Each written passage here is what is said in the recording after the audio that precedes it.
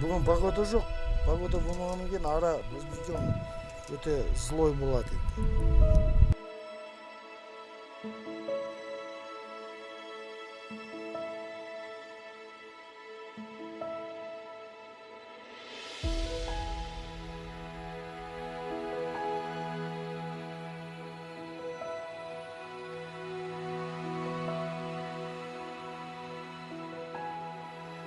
Мұның породасы кажника, австрийка.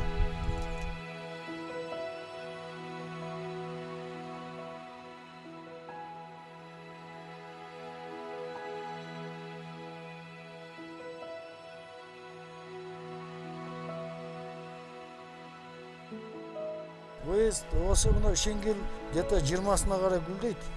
Сонда Шенгелге барамыз.